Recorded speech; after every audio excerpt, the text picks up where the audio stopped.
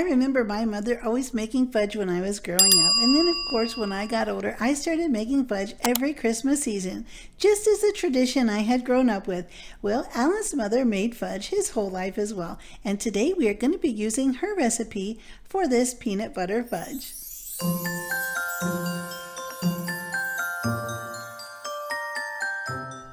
These are the only ingredients we need to make this super easy peanut butter fudge.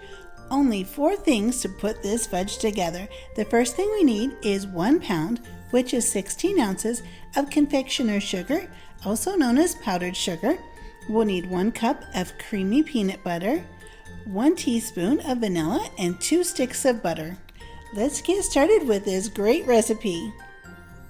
You'll also need an 8-inch by 8-inch casserole or baking dish to put the fudge in after it's made. You need to either butter the dish or put in a piece of wax paper or parchment paper. I'm going to be using wax paper in mine. This is a beautiful dish that was a gift from my son, and I just love it. What's really great about this recipe is you can make it in a pan on the stovetop or in the microwave. I chose to make mine in a pan on the stovetop because I love having the handle that I can grab and pour it in to the casserole dish when I'm all done. The first thing we're going to do is melt the butter and peanut butter together. I'm just going to keep stirring this until the peanut butter and butter have completely melted together. Now that the butter and peanut butter are completely mixed together and melted and make a really nice, beautiful, smooth mixture, I'm going to add the vanilla. I'm going to turn off the heat. Stir that in real quick.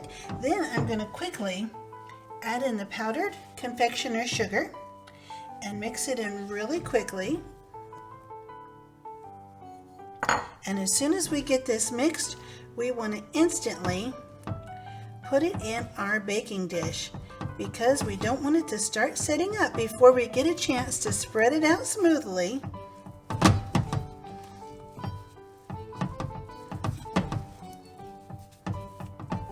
It's looking really good. I'm going to grab a wooden spoon real quick because it's getting really thick. Okay, I've grabbed a wooden spoon because it's really thick and it'll be much easier to stir with something really rigid. It's looking great.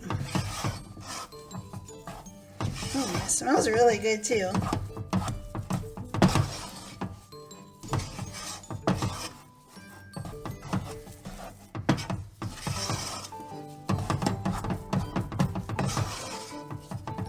Just want to stir it until you don't see any more little white particles of the confectioner's or powdered sugar.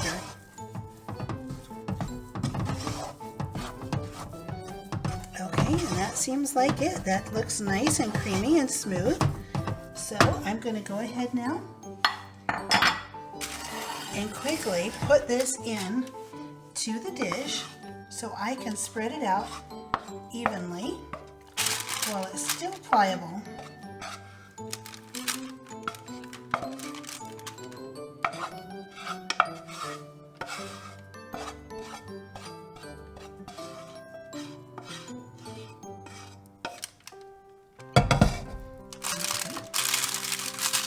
Now I'm going to switch back to my spatula here.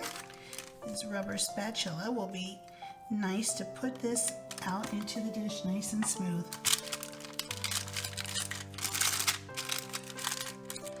Wow, it's easy to work with, easy to maneuver.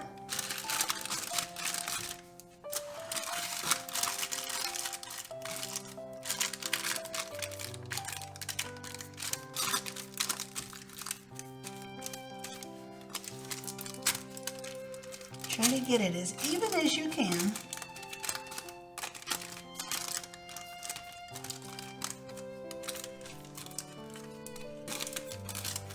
Try to spread the top nice and flat.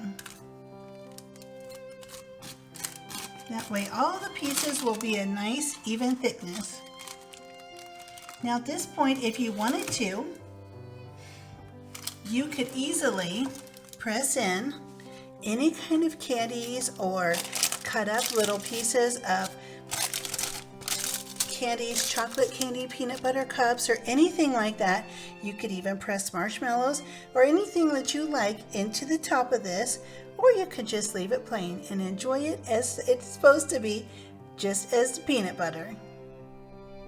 Now all we have to do is put the fudge in the refrigerator to let it sit.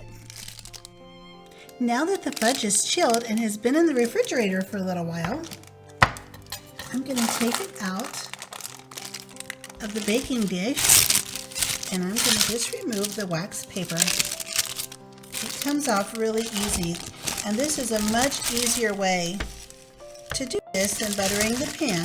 But if you don't have any wax paper or parchment paper, then buttering the pan is also a good solution.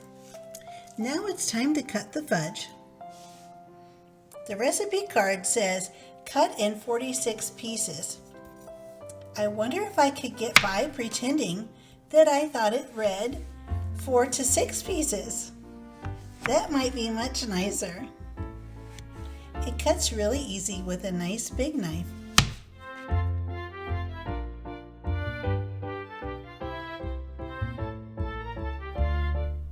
And here's how this super easy peanut butter fudge turned out.